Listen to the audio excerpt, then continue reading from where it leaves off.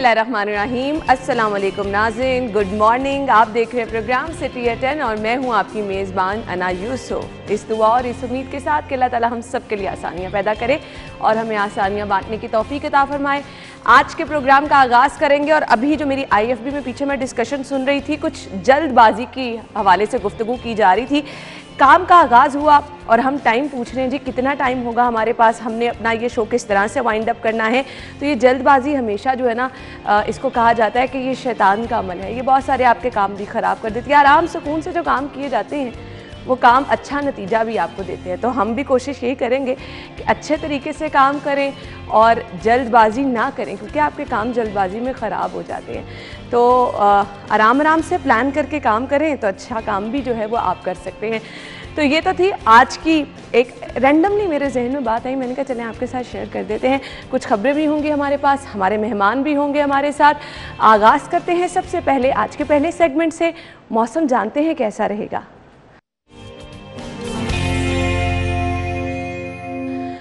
बारिशों की पेशगोई की जा रही है। अभी मैं न्यूज़ में देख रही थी कि जी आज रात से बारिशों का आगाज़ होने जा रहा है, लेकिन इस टाइम बाहर जो है वो गर्मी ही महसूस की जा रही है।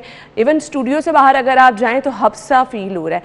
तो हम जान लेते हैं कोमल से कि मौसम आज कैसा रहेगा। जी कोमल। शहर लाहौर में मौसम के हवाले से बात की जाए तो सूरज की तेज़ किरणों ने जो है वो दर्जा हरारत जो है अच्छा खासा बढ़ा दिया है और गर्म मरतूब हवाएं चलने की वजह से गर्मी की शिद्दत में भी काफ़ी ज़्यादा इजाफा देखने में आ रहा है और साथ ही साथ हब्स ने भी शिद्दत इख्तियार कर ली है। इसी तरह बात की जाए बाहर के दर्जा हरारत के हवाले से तो इस वक्त बाहर का दर्जा हरारत जो है वो 35 डिग्री सेंटीग्रेड रिकॉर्ड किया जा रहा है, यानी कि अच्छी खासी गर्मी महसूस की जा रही है। और इसी तरह बात की जाए हवा में नमी के तनासुब के हवाले से तो हवा में नमी का तनासुब जो है वो इस वक्त 50% रिकॉर्ड किया जा रहा है, जबकि हवा की रफ्तार 4 किलोमीटर फी घंटे के हिसाब से रिकॉर्ड की जा रही है। और महकमा मौसमियात की जानिब से आज दिन भर मौसम जो है वो गर्म मरतूब रहने की पेशगोई की जा रही है और साथ ही साथ ज़्यादा से ज़्यादा दर्जा हरारत जो है वो 38 डिग्री बताया जा रहा है, जबकि कम से कम जो है वो 28 डिग्री रहने का इम्कान जाहिर किया जा रहा है। और बारिश के हवाले से भी फिर वक्त कोई पेशगोई नहीं की जा रही। कहा यह जा रहा है कि मौसम जो है वो 2-3 रोज़ इसी तरह गर्म और मरतूब रहने वाला है। और लाहौर के क्वालिटी इंडेक्स के हवाले से बात की जाए तो बाहर का गर्द आलूद हवाओं की वजह से लाहौर का क्वालिटी इंडेक्स जो है वो तकरीबन 120 से तजावुज़ कर रहा है, जो कि इंसानी सेहत के लिए बहुत ज़्यादा ख़तरनाक है। ठीक है जी, थैंक यू सो मच कोमल। मौसम की सूरत हाल आपने हमें बता दी। अब हम बढ़ रहे हैं आज की टॉप स्टोरीज की तरफ। खबर है शहर में माहौल दोस्त इलेक्ट्रिक बसें भी जल्द आने को तैयार हैं। 200 इलेक्ट्रिक बसों की खरीदारी के लिए 3 अरब 40 करोड़ का तखमीना।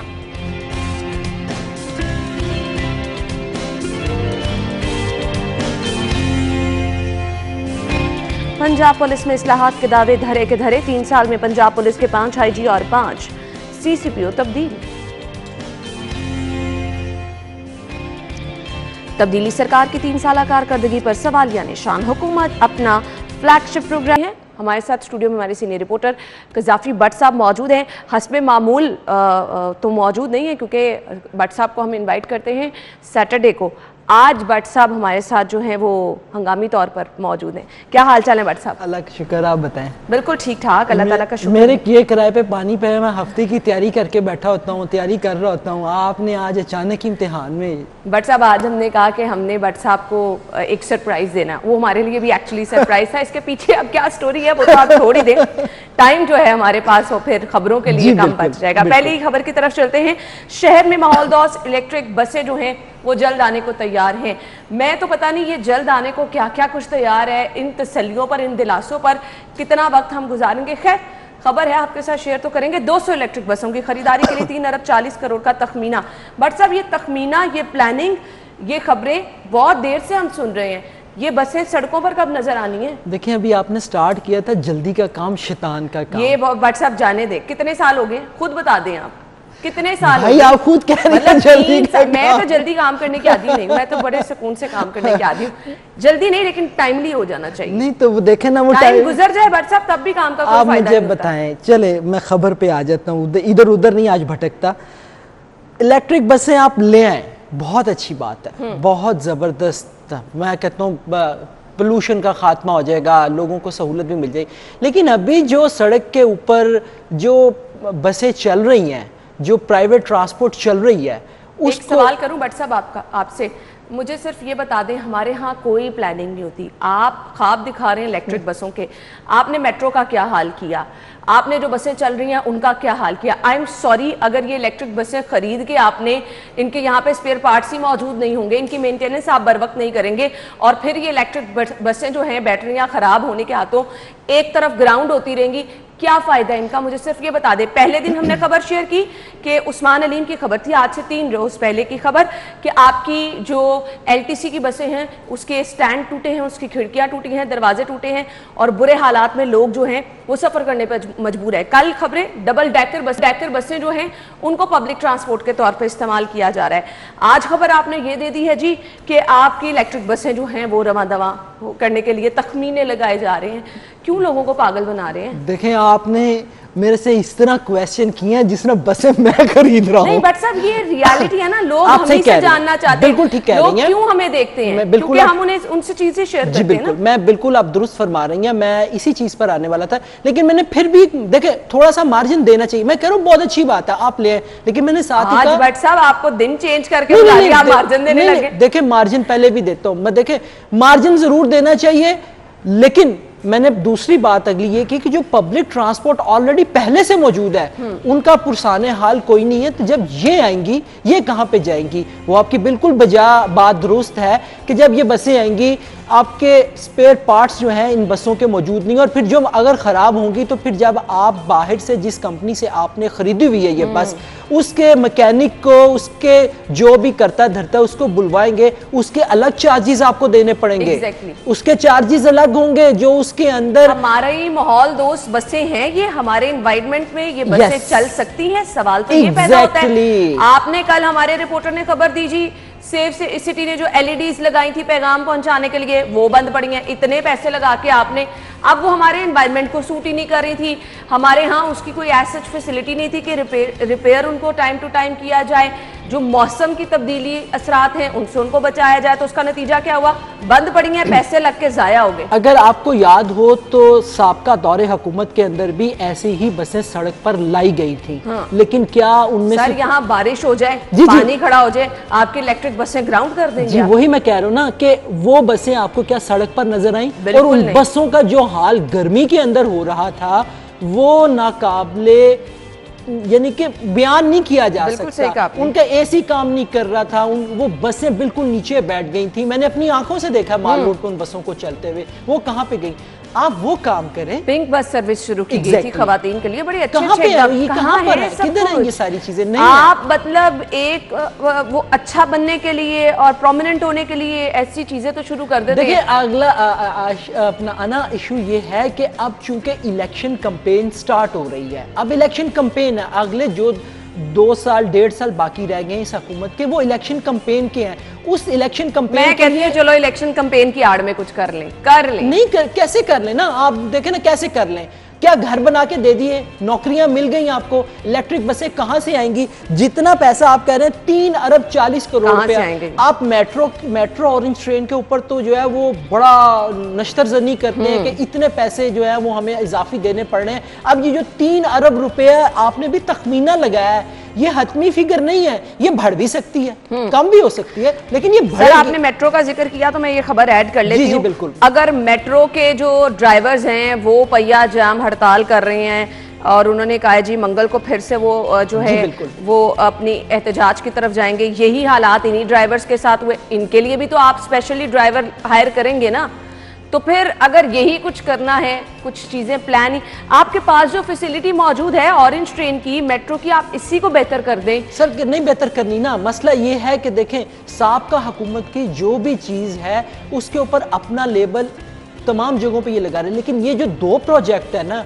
इस प्रोजेक्ट के बारे में उन्होंने कुछ नहीं करना। इस प्रोजेक्ट को मैंने बहुत देर पहले कहा था, इस प्रोजेक्ट को इन्होंने ठप करना है और ये ठप करके जाएंगे जिसकी तरफ ये सारी चीजें हो रही हैं। मेट्रो वाले सड़कों पर हैं, कल सफाई वाले भी इनके सड़कों पर थे, मेट्रो वाले, कि वो भी एहतजाज कर रहे थे कि उनके नौकरियों से फारिग कर दिया गया। फिर आप कह रहे हैं बैंक से जो कर्जा लिया है वो उसका सूद हमें ज्यादा देना पड़ रहा है। आपका क्या ख्याल है, जब हम ये इलेक्ट्रिक बसें लेंगे इसके लिए कर्जा नहीं लेंगे? अच्छा, क्या ये 3 अरब रुपए जो है वो इलेक्ट्रिक बसों के ऊपर ही खर्च करना है? अब हमारे पास तालीम, हॉस्पिटल्स, पानी के लिए, उन चीजों के लिए अब ये पैसे जाया नहीं हो रहे हैं। अगर 3 अरब रुपए की बजाय आप जो मौजूदा इस वक्त पब्लिक ट्रांसपोर्ट चल रही है उसके ऊपर आधे से आधे पैसे भी लगाए ना, मैं आपको बताऊं बेहतरीन सहूलियात है, बेहतरीन सहूलियात है, अगर उसके ऊपर आधे से आधे पैसे भी लगाएं। लेकिन क्या चीज है, एक तो ये वावा करवानी है, दूसरा ये कि इसके अंदर से जो कमीशन है, जो कमीशन लोगों ने लेनी है, जो तय हो चुकी होगी या तय हो रही होगी, वो किस तरह कहां पे शदीद अफसोस होता है इन रवैयों पे। अफसोस ना किया करें। देखें इसमें से अब मुझे वो वक्त भी नजर आ रहा है, साथ ये बसें चल जाएंगी, अभी तो तखमीना लगाया जा रहा है, मुझे वो वक्त भी साथ ही साथ नजर आ रहा है जब ये बसें आराम से ग्राउंड हो जाएंगी, इनकी रिपेयर और मेंटेनेंस नहीं हो सकेगी, हमारे पास वो स्पेयर पार्ट्स नहीं होंगे, बारिश हो गई तो यहाँ की सड़कों पर सर बसें चल सकती हैं। सर आने तो देना, अव्वल ते आड़ियां कोई नहीं, तुसी एवं पहले ही कही जा रहे हो, तुसी उन्होंने पक्का करी जा रहे हो, लै वो फटा वो इन्होंने आनते दवो, ए नहीं आनियां अन्ना साहिबा, ये नहीं आनी है, ये सिर्फ अभी सिर्फ आपको दिखाएंगे, अगर आ भी गई ना तो एक आध दो आएंगी, फिर ये जब इसको टेस्ट रन करेंगे ना फिर कहेंगे चूंकि टेस्ट रन किया है तो उसके अंदर यूं हो गया, फलां हो गया, ये चल नहीं पा रही है, ये कंपैटिबल नहीं है, ये इस तरह की चीजें आएंगी। ये देखिए ये लॉन्ग टर्म प्लानिंग है कप्तान की, कप्तान और उसकी टीम की लॉन्ग टर्म प्लानिंग है। कल कप्तान अपनी 3 साल कारकर्दगी बयान कर रहे थे, इसमें ब्रेक का आयशा कह रही है तो हमने 3 साल कारकर्दगी पे बात करनी है। हमारी अगली खबर यही है जी, तब्दीली के 3 साल आईजी सीसीपीओ किस तरह से तब्दील हुए ये भी हम बात करेंगे, और 3 साल कारकर्दगी में हमारी हुकूमत तो बहुत अच्छी रिपोर्ट दे रही है, लोगों की भी विचारों की कोई सुन ले। आते हैं इस पर ब्रेक के बाद, स्टे विद अस।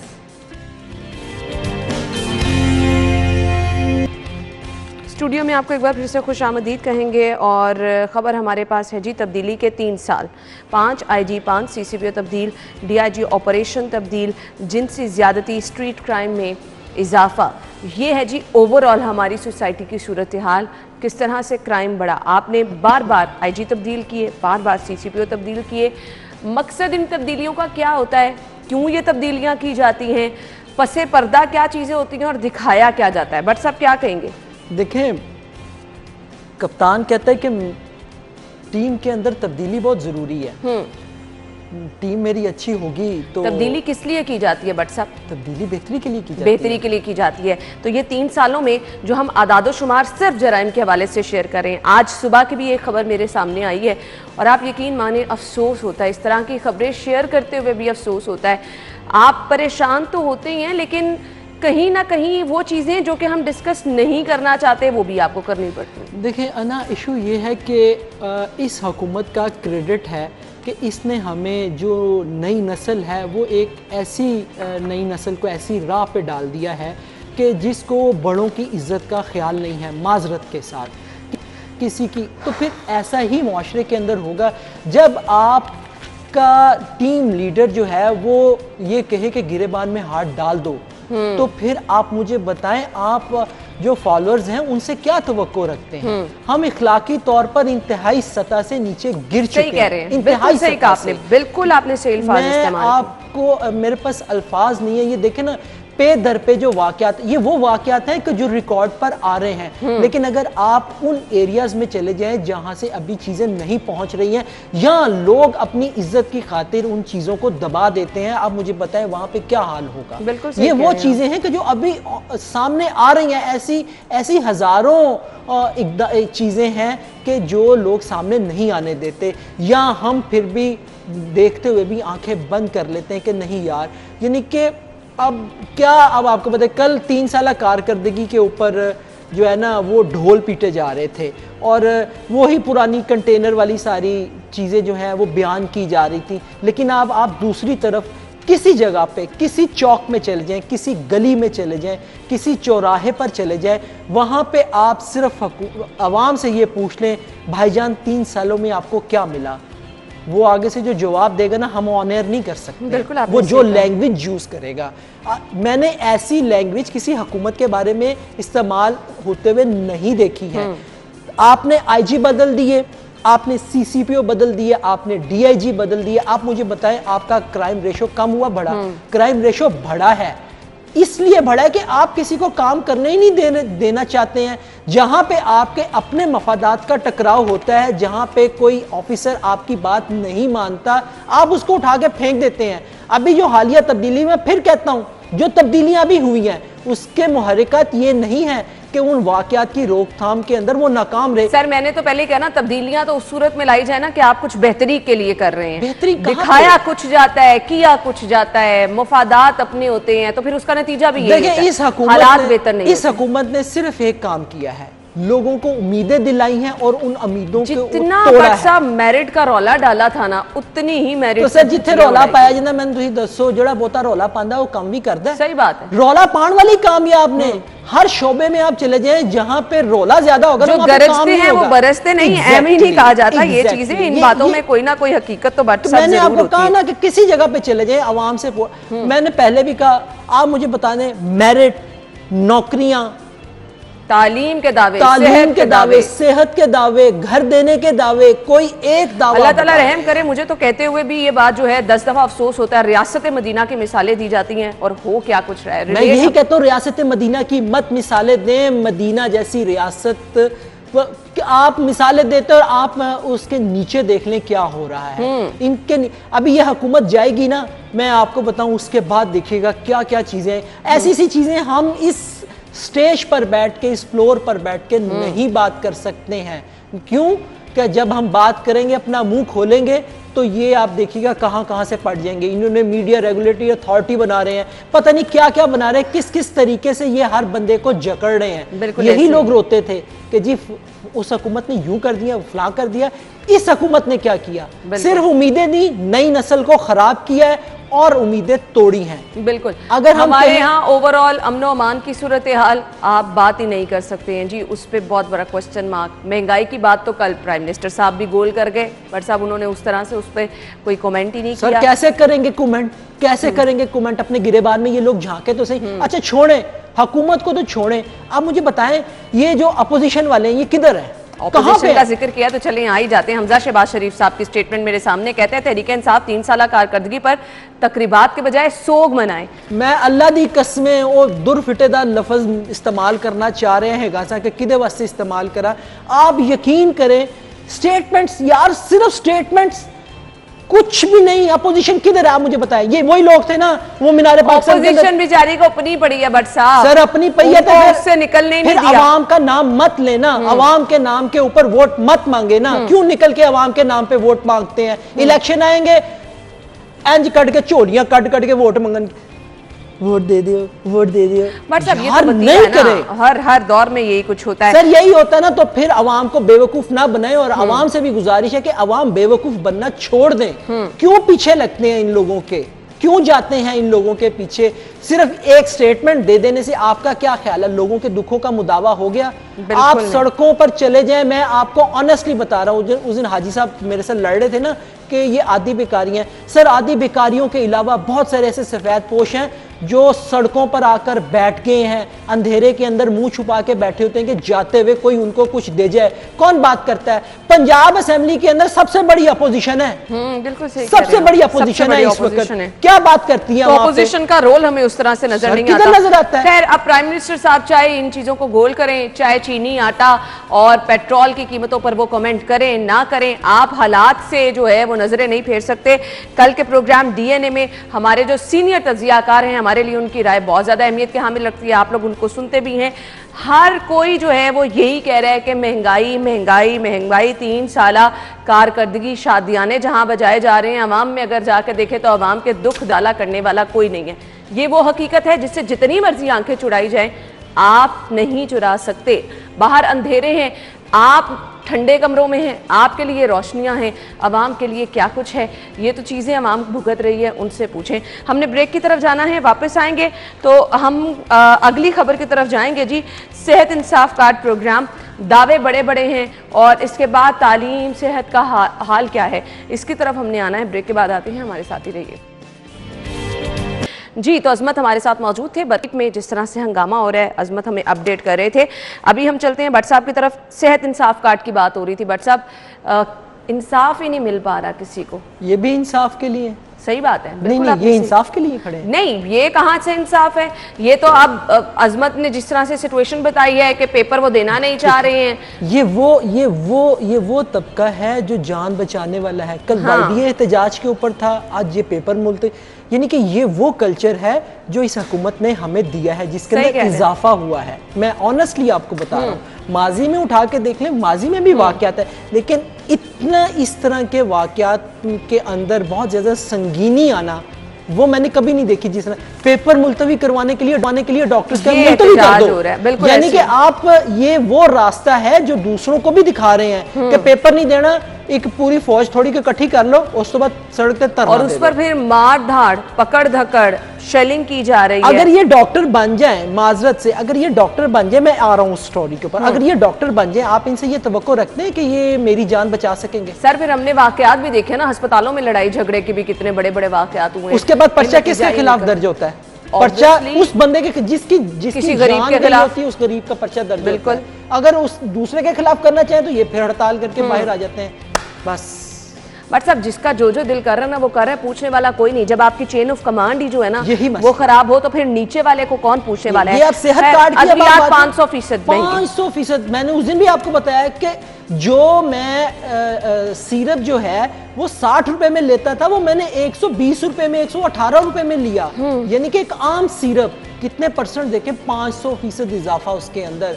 सेहत कार्ड आपका फ्लैगशिप प्रोग्राम, अभी तक आप मुकम्मल, अच्छा चलें आपने जितनों को भी दिया, आप जरा वो लिस्ट निकालिएगा जो उस सेहत कार्ड के ऊपर जो डॉक्टर जो हॉस्पिटल्स पैनल पर है, उस पैनल के ऊपर जो हॉस्पिटल्स हैं, अल्लाह माफ करे उनमें से कोई भी एक इस तरह का नहीं है, एक भी इस तरह का नहीं है कि मैं अगर हॉस्पिटल्स के नाम लेना शुरू हो जाऊंगा तो वो फिर मार्केटिंग वाला इशू भी आ जाएगा।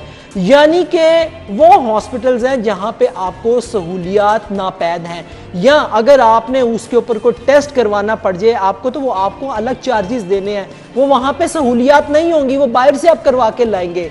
पंजाब के अंदर आपने कहा था कि इस साल एक इन्होंने फिगर दिया था कि जी हम इतने कार्ड जो हैं वो दे देंगे, अभी तक वो मुकम्मल ही नहीं हो सका।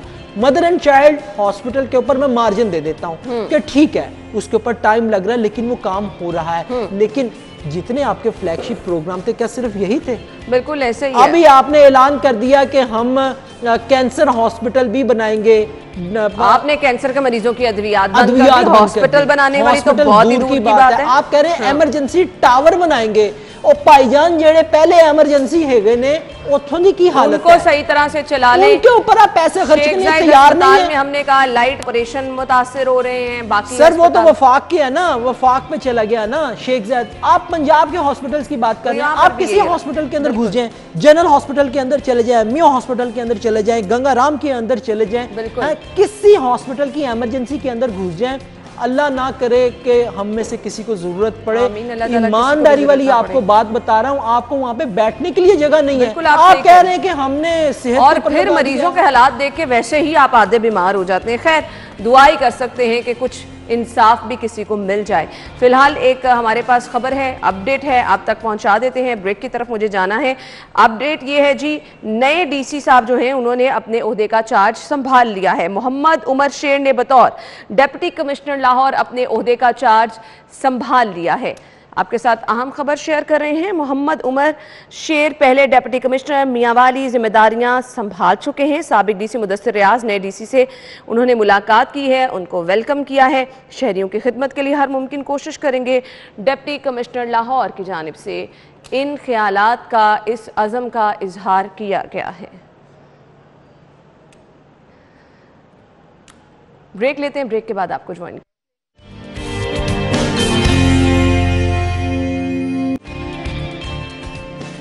ब्रेक के बाद खुशामदीद। ग्रेटर इकबाल पार्क जैसे वाक़यात की रोकथाम के लिए पुलिस की जानिब से बड़ा इकदाम उठाया गया है।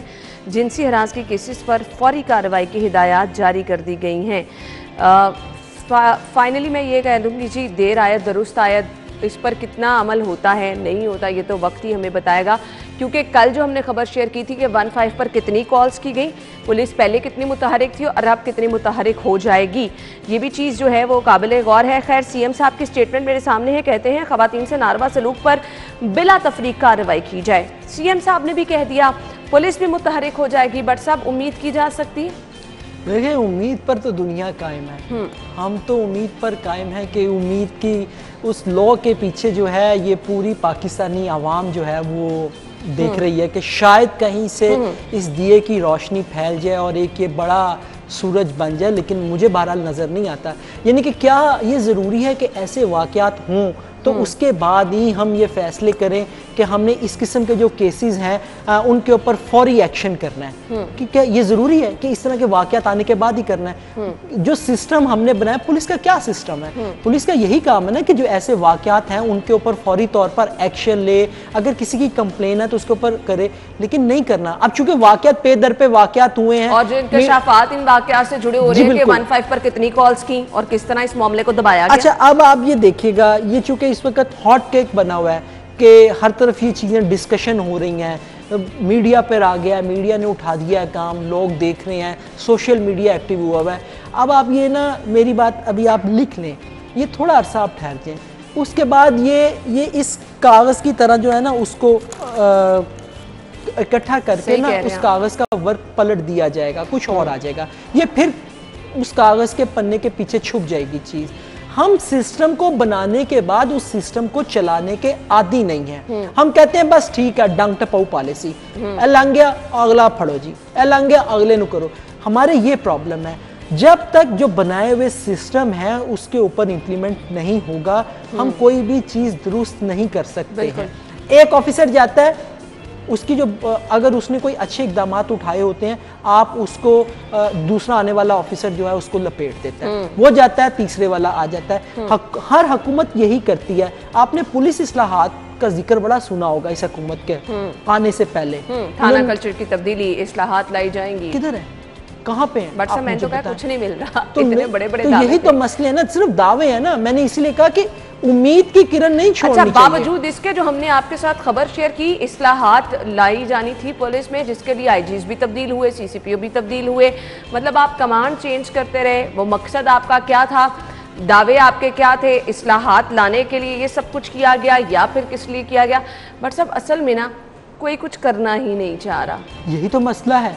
मैंने आपको कहा ना कि हम में से कोई भी, मैं अपनी जिम्मेदारी, जो मेरी जिम्मेदारी है ना, मैं अपने से शुरू करता हूँ। मैं आप पे, इस पे गवर्नमेंट पे मैं कहता हूँ कि मुझे जो इदारे ने जिम्मेदारी दी है ना, मैं कहना यार किसी तरीके ना मेरी 9 घंटे ड्यूटी है ना, मैं 7 घंटे करके कितने निकल जाऊँ। यानी कि जो इदारे ने मुझे ड्यूटी दी है, असाइनमेंट पे बैठने की ड्यूटी दी है, मैं कहूँगा यार सर वो 7 घंटे भी अगर आप बैठ के जो काम करने वाला है वो कर ले तो नहीं करने देते, मिल जाते हैं। यही मैंने आपको यही बताया ना, जो सिस्टम बना हुआ है हम उस सिस्टम के मुताबिक भी नहीं चलना चाहते। बिल्कुल असल इशू ये है, अगर हम उस बनाए हुए सिस्टम के मुताबिक ही चल लें तो हम बहुत कुछ कर सकते हैं। उम्मीद पे दुनिया कायम है, हम भी यही उम्मीद लिए बैठे हैं। सीएम साहब कहते हैं कि जी बिला तफरीक कार्रवाई होगी और पुलिस की जानिब से ये कहा गया है कि जी फौरी तौर पर कार्रवाई की जाएगी और इस पर जो है अब किसी किस्म का इंतजार नहीं किया जाएगा, ये हिदायत जारी कर दी गई हैं।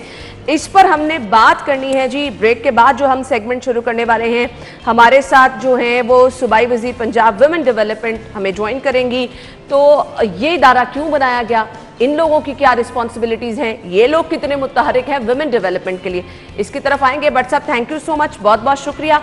नाज़रीन, हम आपको ज्वाइन करेंगे एक ब्रेक के बाद और हम बात करेंगे कि वुमेन डेवलपमेंट का ये इदारा मौसर कितना है, इसकी क्या रिस्पॉन्सिबिलिटीज़ हैं। Stay with us.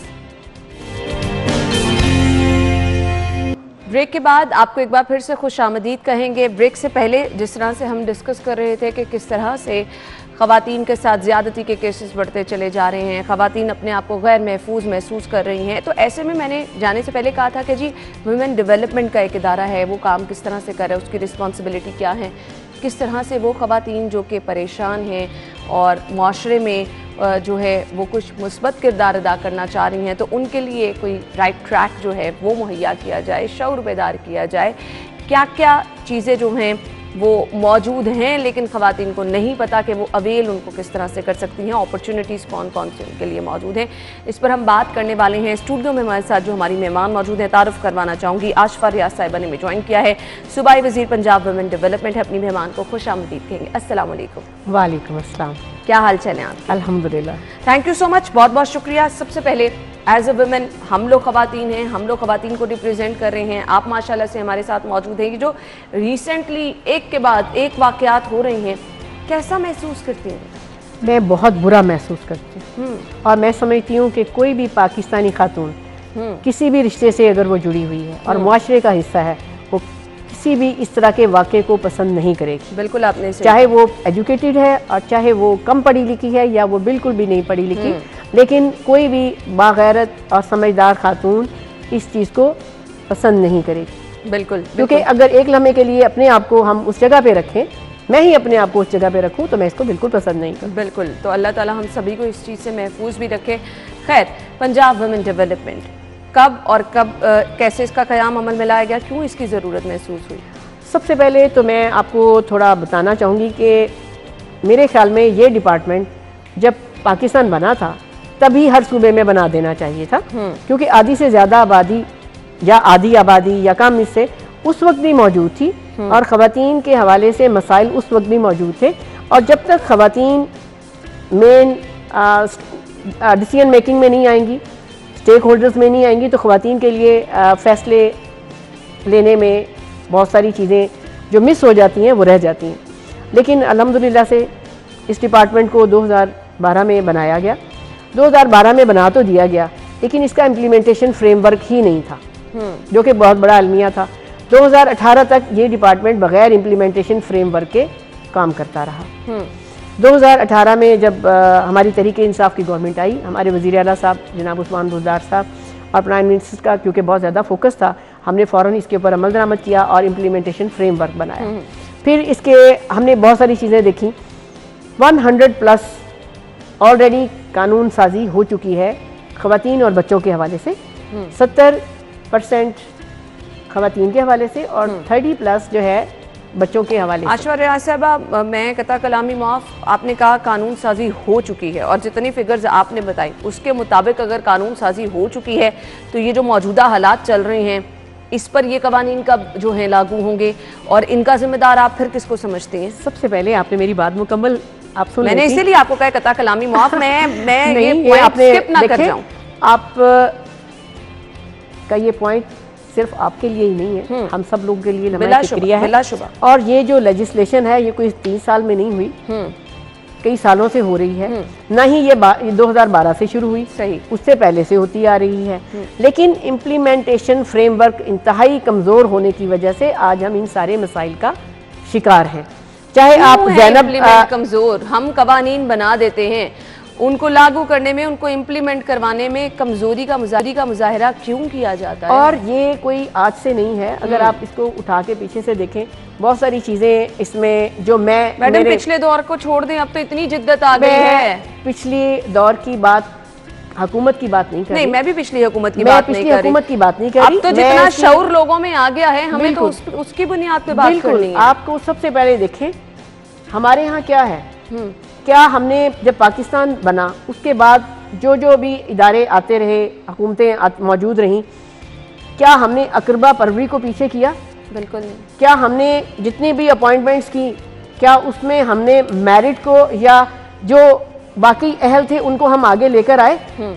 जब हमने बुनियाद में ही ऐसी चीज़ें रख दी हैं तो फिर हम उनसे किस बात की तवक्को रखेंगे? मेरिट को तो अभी भी नहीं लेके चला जा रहा।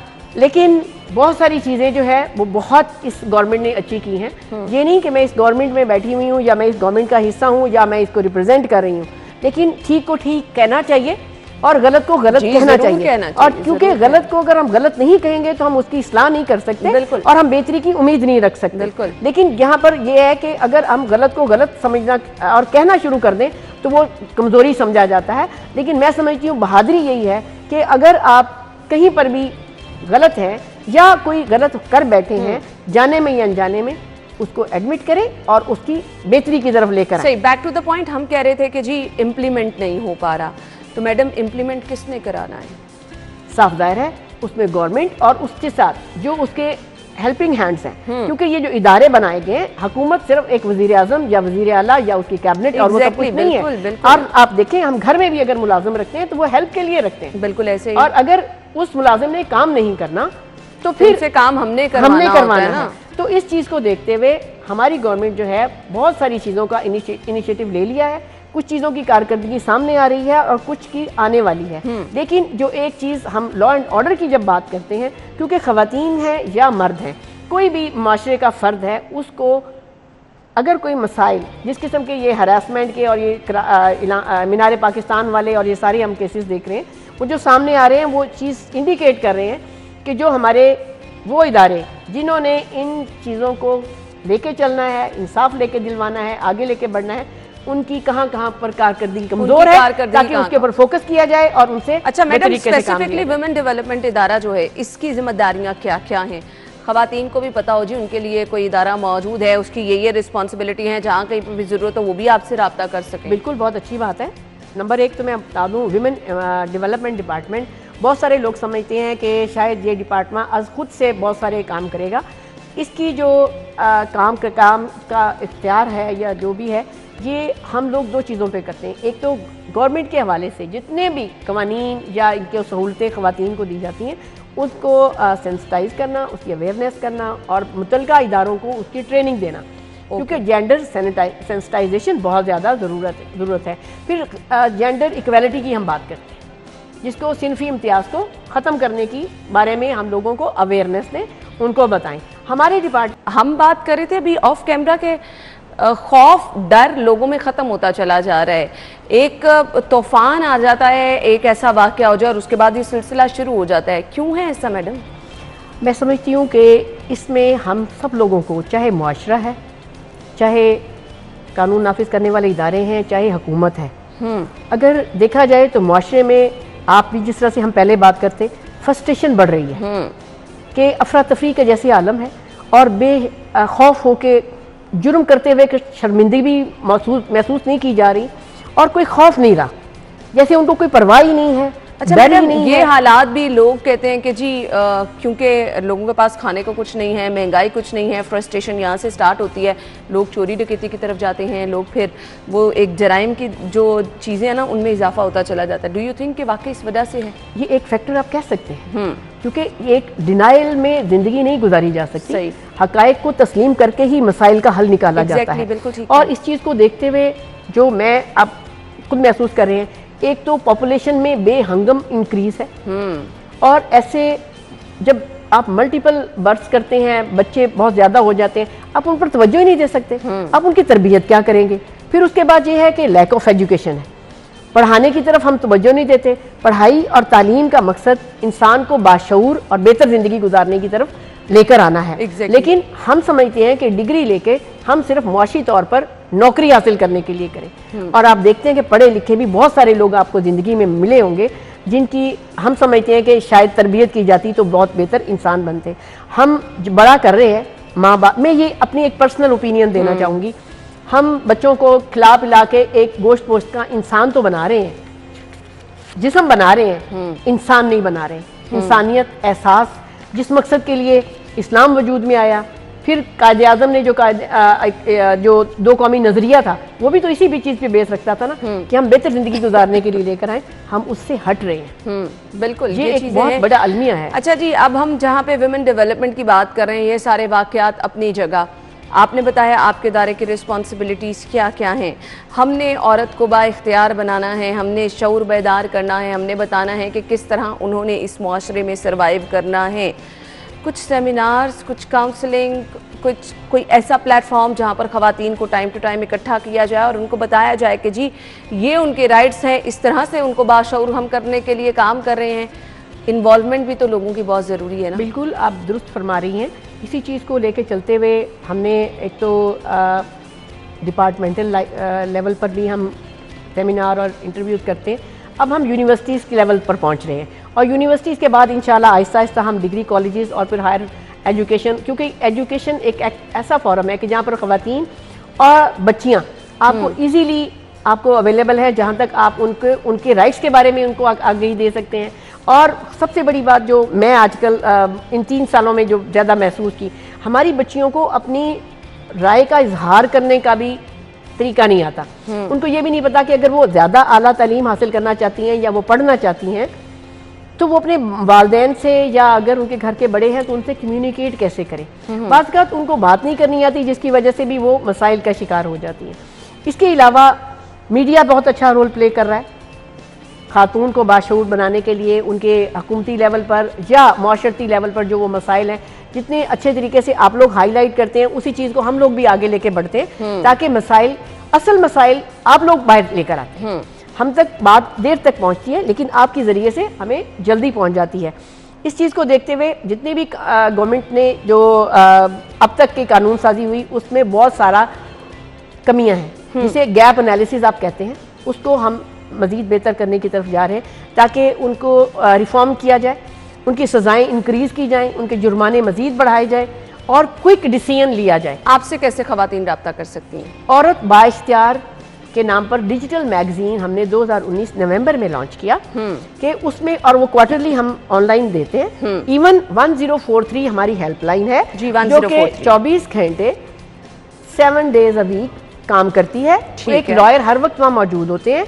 कानून के हवाले से अगर ख़वातीन को कोई मशवरा चाहिए या अगर कोई हरासमेंट का मतलब कोई डोमेस्टिक वायलेंस है या अगर किसी ने तालीम हासिल करनी है, हर तरह का कानूनी मशवरा और माशरती मशवरा उनको दिया जाता है। अगर उनको किसी डिपार्टमेंट से सपोर्ट चाहिए होती है, हमारी उस हेल्पलाइन के ज़रिए हम उनको वहाँ पर रेफ़र करते हैं। पहले ये मैकेनिज़्म फॉलो अप का नहीं था, अब हमने उसको फॉलो किया है और वीकली मैं उसकी जितनी भी वहाँ पर कॉल्स आती हैं, फेक कॉल्स कितनी आती हैं, किस शोबे से मुतल्लिक ज़्यादा आती हैं, उसकी वीकली जो है रिपोर्ट में। अच्छा, ख़वातीन जो मुआशी तौर पर बाइख्तियार होने चाहती हैं उनके लिए भी क्या कोई प्लेटफॉर्म मौजूद है जो उनको वहाँ पे भी हेल्प आउट किया जा सके? सबसे बड़ी अच्छी बात यह है कि गवर्नमेंट की तरफ से अगर जॉब्स आती हैं, अगर उसमें उम्र की हद 30 साल या 35 साल है तो ख़वातीन को उसमें 3 साल की एग्जम्पशन है।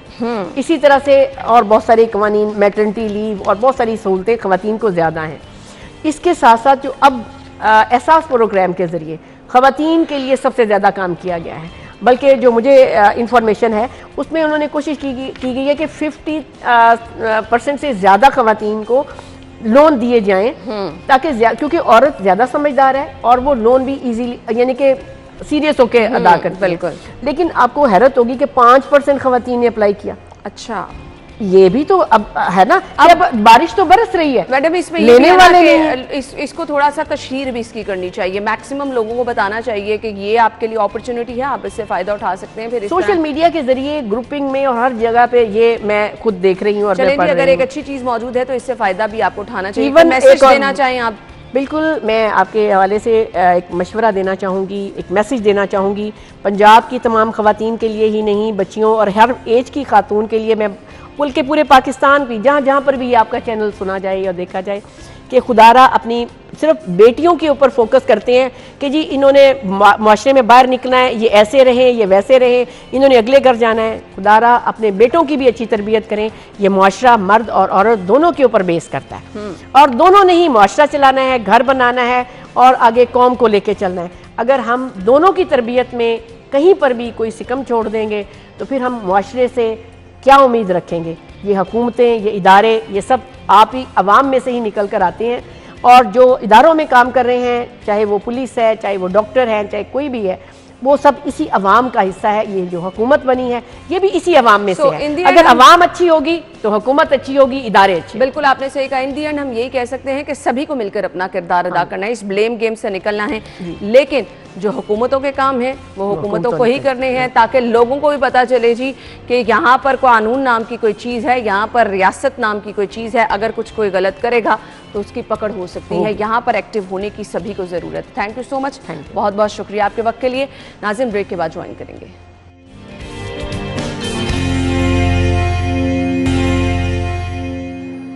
स्टूडियो में आपको एक बार फिर से खुश आमदीद कहेंगे। हम अक्सर जिक्र करते हैं मतवाज़न ग़िज़ा का इस्तेमाल करना चाहिए, वो ग़िज़ा इस्तेमाल करनी चाहिए जो आपकी सेहत के लिए अच्छी हो। लेकिन एक बहुत ज़रूरी चीज़ ये है कि जी हम आजकल जो बहुत ही कॉमन चीज़ सुन रहे हैं वो हर दूसरा बंदा यही कह रहा होता है, नौजवान भी, बच्चे भी, बड़े भी। बच्चे स्कूल से आते हैं तो जी शोल्डर पे बैग रख के हड्डियों में दर्द शुरू हो गई है। तो ये हड्डियों की कमज़ोरी की असल वजूहात क्या हैं? हम अच्छी ग़िज़ा से कैसे हड्डियों की कमज़ोरी के अमराज से बच सकते हैं? हमारी रूटीन की ग़िज़ा में कौन कौन सी ऐसी चीज़ें होनी चाहिए जो कि हमें कमज़ोर हड्डियां होने से बचाती है? बच्चों के लिए कौन सी होनी चाहिए? बड़े जो कि महसूस करते हैं कि जी उनको कभी यहाँ दर्द हो रही है, कभी जॉइंट्स में दर्द हो रही है, तो उनको अपनी ग़िज़ा में कौन सी चीज़ें इस्तेमाल करनी चाहिए? फिर बूढ़ों की तरफ भी आएंगे कि उनकी ग़िज़ा में कौन कौन सी चीज़ें ऐसी हैं जो कि उनको हड्डियों के अमराज से बचा सकती हैं। हम ऑल्टरनेट ज़राए की तरफ जाते हैं, मेडिसिन्स की तरफ जाते हैं और सप्लीमेंट्स लेते हैं कि जी हम हड्डियों के अमराज से बच सकें, लेकिन ग़िज़ा सबसे ज़्यादा ज़रूरी है। अच्छी ग़िज़ा, और नॉर्मली लोग कहते हैं दूध का इस्तेमाल कर लें, जी बहुत ज़्यादा अच्छा है आपके लिए, लेकिन कौन कौन सी चीज़ें हैं वो मैं तो नहीं बताने वाली। आयशा नासिर हमारे साथ माहिर ग़िज़ायात मौजूद हैं, वो इस पर रोशनी डालेंगे। अस्सलाम वालेकुम, क्या हाल चाल है आपके? मैं बिल्कुल ठीक, आप बताएं? बिल्कुल ठीक ठाक। आयशा, आज का टॉपिक कैसा है? हम अच्छी ग़िज़ा प्रेफर कर रहे होते हैं, खाना भी बहुत ज़्यादा खा रहे होते हैं, और वो खाना ज़्यादा खाने का मतलब हम ये ले रहे होते हैं कि जी हमारी सेहत अच्छी रहेगी, लेकिन उसका नुकसान भी कहीं ना कहीं पहुंच रहा होता है। क्या कहेंगे? बिल्कुल ऐसा ही है। ओबेसिटी, अगर आप ज़्यादा ग़िज़ा ले रहे हैं तो ओबेसिटी हो जाएगी। मोटापे की वजह से हड्डियों की एक कैपेसिटी है, वो एक हद तक आपका जो बोझ है वो बर्दाश्त कर सकते हैं। उसके ऊपर अगर आपका वेट होगा तो डॉक्टर सबसे पहले आपको ये कहेंगे वज़न कम करके आए, क्योंकि हड्डियाँ भी कितना आपका बोझ उठाएंगी। लंग्स पे प्रेशर ज़्यादा पड़ता है, आपकी हड्डियों पे ज़ोर ज़्यादा पड़ता है अगर आपका वज़न जो है वो ज़रूरत से ज़्यादा है। ग़िज़ा अच्छी खाएं, लेकिन एक हद तक रह के एक मतवाज़न ग़िज़ा का इस्तेमाल करना चाहिए। हम बच्चों से शुरू कर लेते हैं। अच्छा, एक बच्चा बड़ा हेल्दी नज़र आ रहा है और मदर कह रही है कि जी मैं तो इसको हर रोज़ खाने में हर चीज़ दे रही हूँ, नाश्ता, लंच और डिनर, और फिर उसके दरमियान स्नैक्स, सब कुछ। बच्चा हेल्दी भी है, मोटा ताज़ा नज़र आ रहा है, लेकिन बच्चा कभी कह रहा है मुझे यहाँ दर्द हो रही है, कभी यहाँ दर्द हो रही है, और ये चीज़ें फिर माओ की समझ से बाहर हो जाती हैं ना। विटामिन डी की कमी पाकिस्तान में हर एक को है। आज से कुछ अर्सा पहले तक हम ये समझते थे कि विटामिन डी बच्चे को धूप में लिटा के उसकी तेल से मालिश करते जाओ जी हड्डियाँ बड़ी मजबूत हो जाती हैं। WHO ने कहा है कि पाकिस्तान क्या एशिया के अंदर हमारी स्किन टोन ऐसी है, हम सूरत से विटामिन डी एब्जॉर्ब नहीं कर सकते। जब मैं FSC में थी, आई रिमेंबर एक पोस्ट आई थी कि जी फ़लाँ टाइम पे आप धूप में लेटें तो विटामिन डी एब्जॉर्ब होता है, और फ़लाँ टाइम पे ना लेटें, और इस तरह करके थी। सब कुछ बिल्कुल गलत है। हमारी स्किन टोन ही ऐसी है कि हम विटामिन डी सूरत से एब्जॉर्ब नहीं कर सकते। हमारी मजबूरी है, हमें उसके सप्लीमेंट्स लेने हैं। अब इस चीज़ की अवेयरनेस किसी को है ही नहीं। हम ना तो बच्चों को सप्लीमेंट्स देते हैं, ना हम खुद सप्लीमेंट लेते हैं।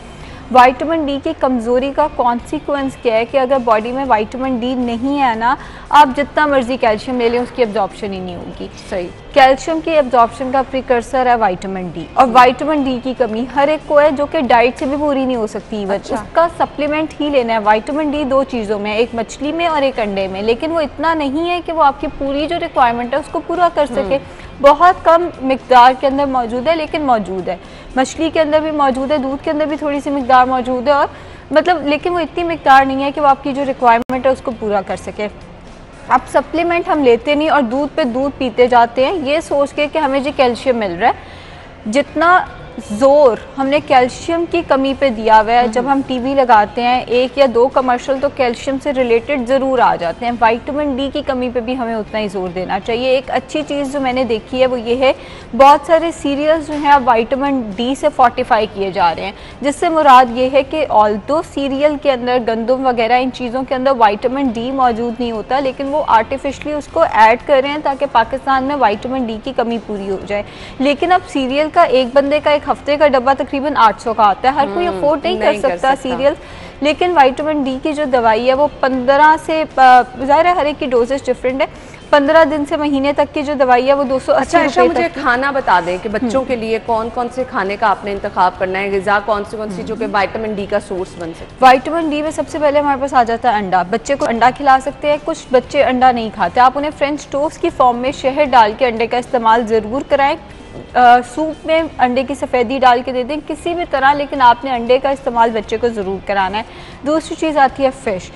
गर्मियों में हम फ़िश का इस्तेमाल बिल्कुल रोक देते हैं, ये बिल्कुल गलत है। हफ्ते में 2 दफ़ा फ़िश का आपने इस्तेमाल बच्चे को भी कराना है और आपने ख़ुद भी इस्तेमाल करना है। नट्स बहुत इंपॉर्टेंट है। नट्स का इस्तेमाल जो है वो बच्चे को भी कराया जा सकता है, आप खुद भी कर सकते हैं। विटामिन डी का एक अच्छा सोर्स है। दूध भी विटामिन डी का अच्छा सोर्स है। दूध हो गया, दही हो गया, चीज़ हो गया। चूँकि ये तीनों चीज़ें मतलब दही और जो चीज़ है वो दूध से ही बनते हैं, तो इनमें भी विटामिन डी की एक अच्छी ठीक है जी, ये विटामिन डी का सोर्स है चीज़ें। ये वेलकम बैक। हड्डियों को किस तरह से मजबूत बनाया जा सकता है ग़िज़ा से, ये हम डिस्कस कर रहे हैं। और आयशा ने बता दिया कि बच्चों के लिए कौन कौन सी चीज़ें आपको बहुत ज़्यादा ज़रूरी उनकी ग़िज़ा का हिस्सा बनानी है। नौजवान जो हैं वो बहुत ज़्यादा कहते हैं कि जी ऑफिस में लोग काम कर रहे हैं, घर जाते हैं, बैक में पेन, जॉइंट्स में पेन, उनको भी क्या अपनी ग़िज़ा में यही चीज़ें शामिल करनी है? पहले हमने बात किया विटामिन डी की, अब हम बात कर लेते हैं कैल्शियम की, क्योंकि दोनों चीज़ें पैरेलल चलती हैं। दोनों चीज़ों की अपनी अफादियत है। कैल्शियम जो है वो दूध के अंदर मौजूद है, दही के अंदर मौजूद है, चीज़ के अंदर मौजूद है। ये वो चीज़ें हैं जो सबको पता है। इसके अलावा कैल्शियम का बहुत अच्छा सोर्स बादाम है। सुबह उठते साथ ही नौजवान हो गए, बच्चे हो गए, बूढ़े हो गए, 7 बादाम छिलका उतार कर इसलिए लेने हैं कि कैल्शियम की एब्जॉर्प्शन मैक्सिमम होती है।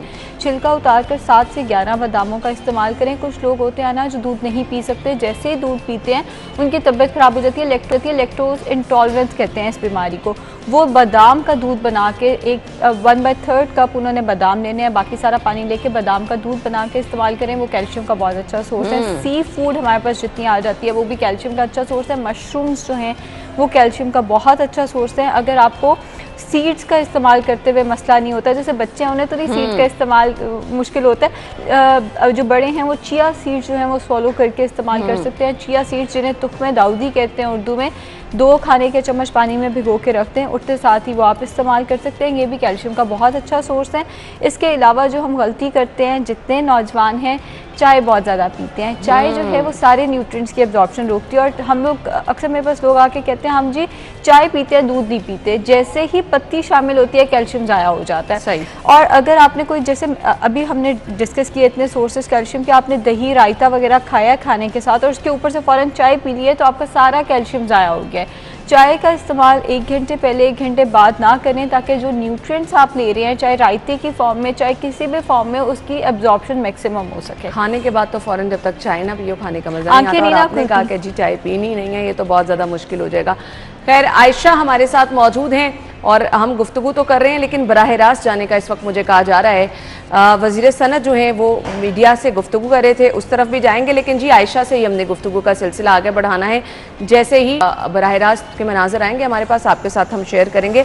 अच्छा आयशा, बहुत सारे हमारे घर में बुज़ुर्ग ऐसे हैं जिनकी पूरी ज़िंदगी अच्छी गुजरती है, लेकिन एक स्पेसिफिक एज में जाके, चाहे वो 50+ है, 60+ है, 70+ है, हड्डियों में दर्द की जो है वो मसाइल होना शुरू हो जाते हैं। उनको फिर अद्वियात पे ही रखा जाता है। अच्छी ग़िज़ा भी साथ इसमें रोल कोई होता है अच्छी ग़िज़ा? ख़वातीन को चाहिए कि वो मीनोपॉज से पहले अपना कैल्शियम जो है वो ज़्यादा अच्छा रखें। ठीक है। मर्द हजरात की हम बात करते हैं, लेकिन ख़वातीन स्पेसिफिकली 45 से पहले अपना कैल्शियम का इंटेक ज़्यादा रखें, क्योंकि उसके बाद कैल्शियम एब्जॉर्प्शन बहुत मुश्किल से होती है। फिर टीके शीके और दवाइयाँ, यही हमारे पास सोल्यूशन रहता है। उससे पहले कैल्शियम इंटेक जितना हो सके दूध दही का इस्तेमाल करें। ये जो कॉन्सेप्ट है ना कि जिस दूध से स्मेल आती है, दूध तो हमसे पिया नहीं जाता, चलो हम खीर खा लेते हैं, जितना आप उसको शरबत बना के लेंगे उतना उसके नुकसान ज़्यादा और उसके जो फ़वायद हैं वो कम होते जाएंगे। तो ख़वातीन स्पेसिफिकली, लेकिन जो मर्द हजरात हैं उनकी भी हड्डी की डीजनरेशन जिसको कहते हैं वो टाइम के साथ शुरू हो जाती है। 60 के बाद हड्डियों का भुरभुरापन जो है वो तकरीबन सब में ही शुरू हो जाता है। उसको रोक तो नहीं सकते, लेकिन ये है कि आप 40 से पहले अपनी डाइट में कैल्शियम जितना हो सके 45 से पहले, यानी दूध दही का इस्तेमाल हर एज ग्रुप में जो है उसका फायदा है। आयशा साथ ही मौजूद हैं इस वक्त, मियां असलम इकबाल जो है न्यूज़ कॉन्फ्रेंस कर रहे हैं।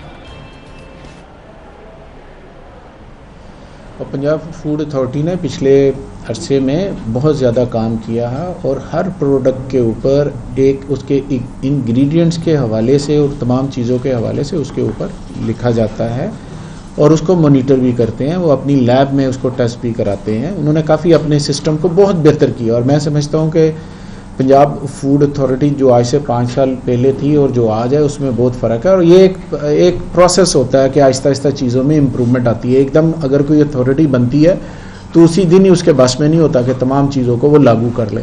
वो वक्त के साथ साथ अपनी प्रोग्रेस को, अपनी कैपेसिटी बिल्डिंग को और अपने मामलात को करती है। जैसे गवर्नमेंट भी उनको सपोर्ट करती है उनके तमाम मामलात के लिए, उनके स्टाफ के लिए, उनको लैब के लिए जो फाइनेंसिंग और फंडिंग करेगी उसके मुताबिक ही वो अपने आप को ठीक करेंगे।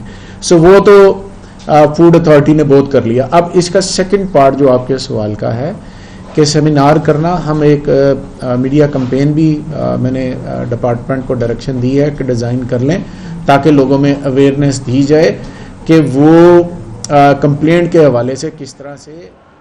जी, आपने मनाज़िर देखे मियां असलम इकबाल इस वक्त इजहार ख्याल कर रहे हैं और सवालात के जवाब दे रहे हैं। आयशा की तरफ आएंगे। हमने पूछा जी बच्चों के लिए कौन सी ग़िज़ा ज़रूरी है, नौजवानों के लिए, और फिर इसके साथ साथ बूढ़ों के लिए क्या चीज़ें, और ऑलमोस्ट आयशा ने कहा जी दूध दही का इस्तेमाल, अंडे का इस्तेमाल और इसके साथ साथ सी फूड का इस्तेमाल जो है ये बहुत ज़्यादा ज़रूरी है।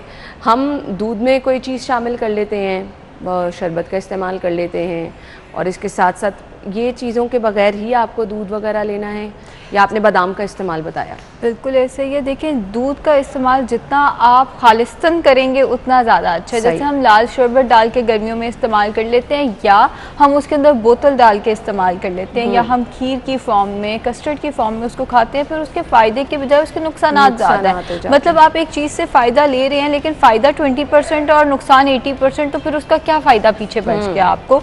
तो कोशिश करें कि दूध का इस्तेमाल फिक्का दूध जितना हो सके पिएं। नहीं हो सकता, आप फिक्का दूध नहीं पी सकते, आप रायता बना के खा लें, थोड़ी सी पुदीने की चटनी, अगर आपको प्याज टमाटर वगैरह पसंद है वो डाल के एक अच्छा सा रायता बना के शाम के टाइम पे उसका इस्तेमाल किया जा सकता है। 11 बजे के करीब उसका इस्तेमाल किया जा सकता है। खाने के साथ है ना एक मसला ये आता है, खाने के साथ जब हम रायता लेते हैं ना, अक्सर चिकन हो गया, मटन हो गया, बीफ, आयरन और कैल्शियम एक दूसरे की एब्जॉर्प्शन रोकते हैं। सही। हैवी मेटल हमेशा लाइट मेटल की एब्जॉर्प्शन को रोकेगा। इस चीज़ को ज़हन में रखना है कि जब आप गोश्त और रायता इकट्ठे ले रहे हैं तो इनकी एब्जॉर्प्शन रुक जाएगी दोनों की। सही। सो प्रेफर ये करें कि आप रायते को भी अकेले लें। सही। तो ये चीज़ें आपको अपने खाने के दौरान जो है वो याद रखनी है ताकि जिस चीज़ का फ़ायदा लेना चाह रहे हैं उसका आपको फ़ायदा ही पहुंचे। Thank you so much Ayesha, बहुत ही ज़बरदस्त अंदाज में आप लोगों की रहनुमाई कर देती हैं और वो चीज़ें बता देती हैं जो वाकई हमें भी नहीं पता होता। Thank you so much. नाज़रीन, अपना ख्याल रखिएगा। अल्लाह हाफ़िज़।